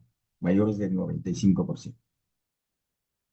El ébola, enfermedad infecciosa aguda grave producida por el virus del mismo nombre, ¿no? En la gente tenemos el virus de la familia. De desarrollo se considera que los huéspedes naturales del virus son los murciélagos frugívoros, ¿ya? Periodo de incubación entre 2 a 21 días. La transmisibilidad desde el inicio de la fase febril, o sea, desde cuando inicia la fiebre, ahí prácticamente está pues prácticamente transmitiendo la enfermedad. La transmisión, como ven, es transmitido al ser humano por animales salvajes y se propaga en las poblaciones humanas por transmisión de persona a persona. La susceptibilidad, todas las personas de cualquier edad y sexo son susceptibles a contraer esta enfermedad, ¿ya? La sintomatología, ahí tenemos, miren, el cuadro clínico: dolor de cabeza, garganta, dolores musculares, debilidad intensa, vómitos, diarrea, erupciones cutáneas, falla renal, hepática y en etapas avanzadas hemorragias internas y externas. El diagnóstico de laboratorio se realiza mediante pruebas moleculares como el PCR en pacientes que ya han desarrollado síntomas de laboratorios de nivel 3, ¿no? El tratamiento, no hay tratamiento específico en la actualidad, aunque hay algunos medicamentos en fase de experimentación. No hay vacuna contra el virus del ébola. La prevención, lavado de manos, importante, miren, todo lo que es la prevención, uso de equipo de protección personal, manipulación segura de punzocortantes, limpieza y desinfección de equipos, ¿no? Superficies, derrames de secreciones. Las ceremonias de entierros en las cuales los integrantes del cortejo fúnebre tienen contacto directo con el cadáver también pueden ser causa de transmisión, ¿ya? El coronavirus, que es el COVID-19, que lo conocemos ya, ¿no? Ahí tenemos el agente causal virus del tipo SARS-CoV-2, modo de transmisión por gotas respiratorias o comites por contacto directo entre personas infectadas con una susceptible transmisión por vía aérea, periodo de incubación de 5 a 6 días después de la infección, de 1 a 14 días, periodo de transmisión de hasta 7 días después del inicio de síntomas, pero puede extenderse hasta por 14 días, ¿ya? ¿Quiénes están susceptibles? ¿Ya? Acá no existe inmunidad previa, ¿no? Debido a su circulación reciente, aún está en investigación. Diagnóstico por laboratorio, prueba serológica, ¿no? Y qué es lo que realmente se vio en esto de la pandemia, ¿no? El IgG y el IgM, antígena o molecular, ¿no? Esas son las pruebas de laboratorio. El tratamiento, no hay un tratamiento específico en la actualidad, ¿no? Actualmente se está protegiendo a la población con la vacunación por grupo de edad a nivel nacional, que eso es lo que se está haciendo a la actualidad. Tenemos también la viruela símica, que ustedes apareció también en el 2021, ¿no? La viruela símica se detectó por primera vez en colonias de monos criados para investigación. ¿Ya? El agente causal, el virus de la viruela del mono, ¿no? Ahí tenemos la familia. El modo de transmisión, persona a persona, mediante contacto directo con alguien que tiene una erupción cutánea de viruela símica. ¿Cómo se transmite? Mediante contacto de la cara, la piel, la boca, incluido el contacto sexual. ¿Ya? El periodo de transmisión, ahí tenemos el cuadro clínico, tiene 3 fases: fase de incubación de 5 a 7 días hasta 21 días, y la fase prodrómica de 0 a 5 días, luego de iniciar los síntomas, ahí se produce fiebre, cefalea, dolores musculares, puede haber transmisión en esta etapa. En la fase eruptiva, pues se presentan ya las lesiones tipos ampollas, ¿no? en la palma de las manos, ¿no? Las lesiones de piel progresan en 4 estadios: mácula, pápula, vesícula, pústula y posteriormente costras, con resolución en 14 días. Región afectada en un 95% es en la cara, palma de las manos, la mucosa oral 70%, genital 30% y conjuntiva 20%, entre otras áreas afectadas, ¿no? Duración de síntomas de 2 a 4 semanas. Es posible la transmisión de persona a persona, ¿ya? La confirmación se hace mediante laboratorio y algunas pruebas, ¿no? La muestra de sangre, serología anticuerpos, hisopado de lesiones de piel, muestra de costras secas y hisopado nasofaringeo y orofaringeo, ¿ya? Y el diagnóstico diferencial, pues, ¿no? Que se hace con qué enfermedades se hace la diferencia de la viruela símica, ¿no? ¿Ya? Ahí tenemos con el herpes zóster, el herpes simple diseminado, eczema herpeticum, enfermedad de boca, mano, pie, molusco contagiosa, linfogranuloma, carosis, enfermedad de Carrión, rickettsiosis, sarampión, sífilis, pian. Bien, con todas estas enfermedades se hace el diagnóstico diferencial. Ahora, la principal medida de prevención que existe para esta enfermedad es reducir el riesgo de transmisión de persona a persona, ya que el contacto estrecho con otros pacientes constituye factor de riesgo. Pues, como ustedes han visto, ya evitar el contacto físico es uno de ellos, estrecho con las personas infectadas. Ya, para asistir a los enfermos se deben usar guantes, equipo de protección personal y lavarse las manos frecuentemente, en especial si se estuvo en contacto con algún enfermo, ¿no? Ahí están las medidas. Y otras enfermedades de vigilancia en el Perú, ahí tenemos, miren, el tifus exantemático, la peste, la rabia, ¿no? Todas estas enfermedades, como ven acá, son de vigilancia epidemiológica. Bueno, en cuanto a la atención primaria de la salud, lo vamos a hacer rápido esto, ¿ya? Les pediría, por favor, unos 10 minutos, nada más, ¿ya? La atención primaria de la salud, que es un enfoque de la salud que incluye a toda la sociedad y, y que tiene por objeto garantizar el mayor nivel posible de salud y bienestar y su distribución equitativa mediante la atención centrada en las necesidades de la gente, tan pronto como sea posible, a lo largo del proceso continuo que va desde la promoción de la salud y la prevención de las enfermedades, que es lo que se quiere pues en la atención primaria de la salud, ¿no? Donde realmente esto está en torno a todas las personas, ¿no? Y esto lo menciona pues la Organización Mundial de la Salud y la UNICEF. Ahora, dentro de la atención primaria de la salud tenemos Alma Ata en 1978, ¿no? Que fue una conferencia internacional de atención primaria de la salud, reunida en Alma Ata el 12 de septiembre de 1978, donde sale pues un eslogan, ¿no? Como dicen, la salud para todos, ¿no? El 12 de septiembre del 78, considerando la necesidad urgente por parte de todos los gobiernos y el personal de salud y la comunidad mundial en busca de proteger y promover la salud de todos los pueblos, realizaron la siguiente declaración. Reitera que la salud es el completo bienestar físico, mental y social y no solo ausencia de afecciones o enfermedades. Es un derecho humano, ¿ya? Es un derecho humano fundamental y que su logro es un objetivo fundamental para el mundo. ¿Ya? La desigualdad de la misma es una preocupación para todos los países. Es lo que lo que se vio pues en la declaración de Alma Ata, ¿no? Donde también se habla que el pueblo tiene derecho y el deber de participar individual y colectivamente, que es a la vez un reflejo y una emanación de las condiciones económicas y de los valores sociales del país. Se orienta hacia los principales problemas sanitarios de la comunidad. Todos los gobiernos deben formular políticas, estrategias y planes de acción nacional con el objeto de mantener la atención primaria de la salud. Es posible alcanzar un nivel aceptable para el año 2000. Fíjense, en el año 78 se trazaron pues algunas metas, ¿no? Para el año 2000, mediante una utilización mejor y más completa de los recursos mundiales. Pero ahorita, como ustedes están viendo, hemos pasado ya del 2025 años, ya vamos a pasar, seguimos a la actualidad con problemas de salud y bastante fuertes, ¿ya?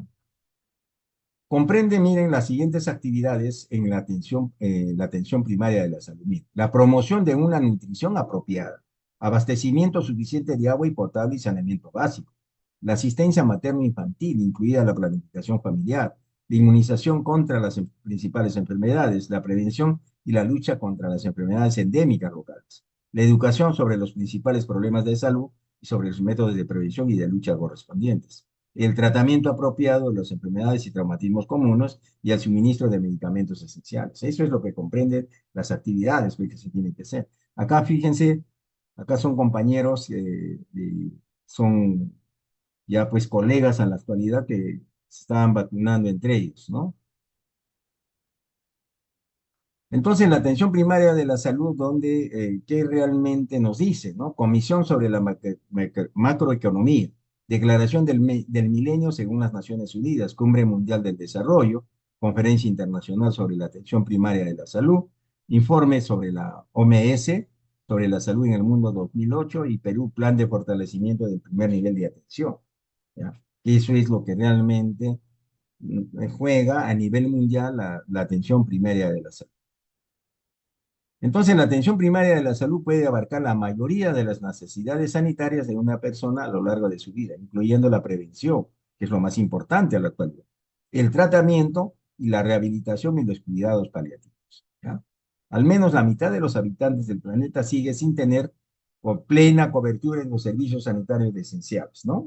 Ustedes se dan cuenta, no todos tenemos la oportunidad de llegar a un servicio sanitario, ¿ya?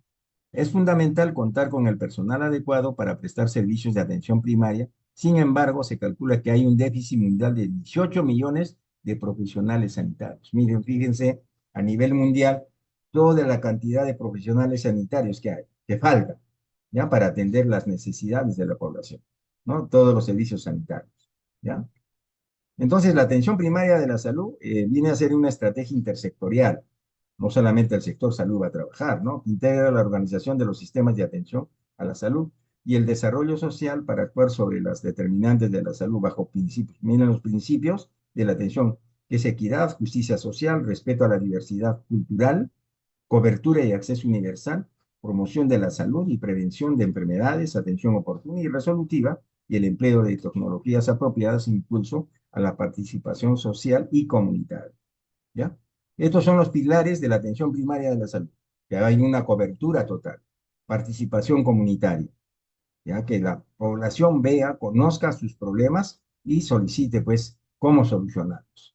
Reorientación del financiamiento sectorial. A veces los presupuestos llegan y los regresan, cuando realmente ese presupuesto se puede reorientar a otras actividades, ¿no es cierto? La tecnología apropiada, ¿ya? Nuevas modalidades de organizarse, programación integrada por necesidades, ¿ya? Articulación intersectorial y recursos humanos no convencionales.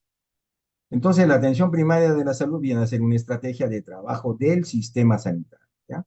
Cualquiera sea su categoría, que puede ser un hospital, un centro de salud, un puesto de salud, constituye la puerta de entrada al sistema de salud, que consiste en llevar acciones básicas de salud a toda la población. Esto se realiza casa por casa, familia por familia del área de responsabilidad, mediante la modalidad de visitas domiciliarias programadas a través de un efector denominado agente sanitario. ¿Cuál es el objetivo meta del programa? Es dar cobertura sanitaria a toda la población de la área de responsabilidad que le corresponde a cada establecimiento de salud. Ya por eso ustedes han visto, por ejemplo, ya los que han, la mayoría ha ido a un establecimiento de salud, les dicen, esta es mi jurisdicción, esta es mi población. Justamente ese es el objetivo meta, ¿ya? La Organización Mundial de la Salud reconoce el papel central que ejerce la atención primaria en el logro de la salud y el bienestar de todas las edades, ¿ya? La OMS colabora con los países para que, ¿ya? Para que estas características sean integrales, abordando los problemas y necesidades de la salud de la persona desde una perspectiva biopsicosocial, que sea integrada, asumiendo que los procesos de atención sanitaria deben contemplar de forma constante y coordinada actuaciones de la promoción de la salud, que sea continuada y longitudinal, desarrollando sus actividades a lo largo de toda la vida de las personas, ¿ya? Y en los diferentes lugares, y activa, realizada por unos profesionales, accesible, sin existencia de barreras que dificulten la utilización de sus recursos por las personas que lo necesiten, ¿no? Porque Doctor, hay a veces, disculpe, sí, ya terminó la clase hace 10 minutos. Tenemos compañeros también que tienen que ir a otros cursos. No sé si pudiera llamar la lista, por favor. pero por eso mismo, miren, entonces para la próxima yo empiezo a las 8 en punto y ya pues, porque les he pedido, por favor, bueno, vamos a tomar la lista, ahí vamos a quedar. Entonces, acá nos hemos quedado, ¿no? Las características, como les decía, de la atención primaria de la salud, pues ahí son cinco: que sea integral, que sea integrado, continuada y longitudinal, ¿no? Activa, realizada por los profesionales, y accesible, que no haya pues ninguna barrera que dificulte la utilización de todos los recursos por las personas que los necesiten, ¿no? Porque es importante. Estas son las características de la atención primaria de la salud, ¿no? Ahora, ¿por quién tiene que ser desarrollada? Por equipos formados por profesionales sanitarios, tanto de medicina y enfermería, y también la parte administrativa de salud.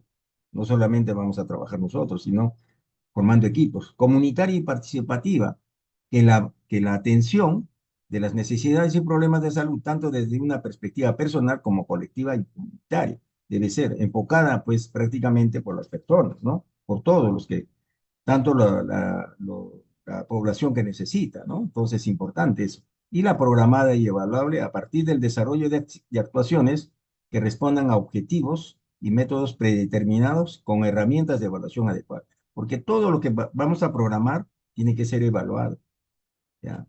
Por ejemplo, si tenemos, ¿qué se llama? Ahorita, por ejemplo, el vaso de leche, tenemos que ver si esa nutrición, al final, todos los que recibieron el vaso de leche, están recibiéndolo o no, y cuál es su nutrición de ellos. Estamos midiendo, estamos evaluando, ¿ya? Docente e investigadora, ¿no? Con capacidad de reconocimiento docente e investigador en los ámbitos que les son propios, ¿no? Y por eso les digo, el médico no solamente va a saber recetar, sino también va a hacer docencia, como dice, e investigación, ¿no? Operativas dentro de la comunidad, dentro de donde le toque actuar como médico, ¿ya? Un establecimiento integral, ¿qué cosa es un establecimiento integral? Es un establecimiento de salud integral. Es entendido no solo o principalmente como un edificio, sino como una estructura funcional, miren, que permite el desarrollo de la mayor parte de las actividades propias de la atención primaria de la salud. Es una opción organizativa adecuada para que los distintos profesionales que integran los equipos de salud puedan realizar sus funciones desde de acogida inicial del usuario hasta las asistenciales curativas y de promoción y prevención, ¿ya? Ese es un establecimiento de salud integral. Ahora, en el establecimiento se pueden realizar, miren, todas las actividades que se pueden: diagnóstico y tratamiento de pacientes, promoción de la salud y prevención de la enfermedad, atención domiciliaria, rehabilitación. Esto no es en todos los centros, ¿no? Pero hay algunos centros especializados. Por ejemplo, tenemos el INR, ¿ya? El INR, el Instituto Nacional de Rehabilitación. Atención comunitaria continuada y urgente. No en todos los centros también se da esto, ¿ya? La vigilancia epidemiológica, eso sí, en todos los establecimientos de salud. La docencia e investigación, también. Por eso les decía, importante es que nosotros como médicos no solamente vamos a saber recetar, sino vamos a hacer docencia también. Porque al darle a conocer medidas sanitarias, entonces estamos haciendo docencia, ¿ya? Y la gestión, funcionamiento interno y soporte, ¿no? Dentro de la atención que vamos a hacer, dentro de del establecimiento de salud, ¿ya? Todo esto es lo que se hace, todas las actividades. Y la atención familiar y comunitaria, miren, la atención familiar y comunitaria es la que presta pues el conjunto de servicios y profesionales que desde una situación de proximidad a la población enfocan sus actividades bajo un triple perspectiva, ¿no? Porque los establecimientos de primer nivel, ¿dónde están? Están ubicados prácticamente a relacionarse directamente con la población, no así en un hospital. En un hospital es diferente la comunicación, ¿no? Entonces, la perspectiva es personal, familiar y colectiva, con una orientación estratégica hacia la mejora de la salud, a través del abordaje de los problemas y necesidades existentes. Por eso les digo, no solamente vamos a ver en forma individual a la persona, sino en forma colectiva, como dicen acá, ¿ya? Y en cuanto a la familiar, ¿ya? La atención familiar y comunitaria se desarrolla esencialmente en el marco de la atención primaria de la salud y constituye su elemento nuclear de intervención, ¿no? Entonces, la Organización Mundial tiene como una estrategia fundamental la atención primaria de la salud para poder mejorar las coberturas de pobreza, que es un indicador que tenemos bastante alto, la desnutrición, ¿no? Acá ya no hablemos de desnutrición, sino a la actualidad, como les decía, malnutrición. Y tenemos que trabajar sobre la mortalidad infantil y materna, ¿no? que realmente ya se está controlando, se está trabajando en esta situación, ¿ya? El pacto del 30-30 de 2030, la atención primaria de la salud para la salud universal, es un llamado a la acción para intensificar y acelerar los esfuerzos de la región para lograr la salud universal. ¿Ya? Eso es lo que se quiere lograr al 2030. ¿Ya? Y esto pues requiere un compromiso de transformar los sistemas de salud de la región de nosotros. Ya yo, por ejemplo, ya no estaré en esta situación, ¿no? ¿No? Sino ustedes ya estarán involucrados en mejorar, en transformar estos sistemas de salud. Por eso es que a la actualidad nosotros tenemos que ir pensando no solamente en forma individual, sino en forma colectiva, ¿ya? Eso es lo que persigue prácticamente la atención primaria de la salud, ¿ya?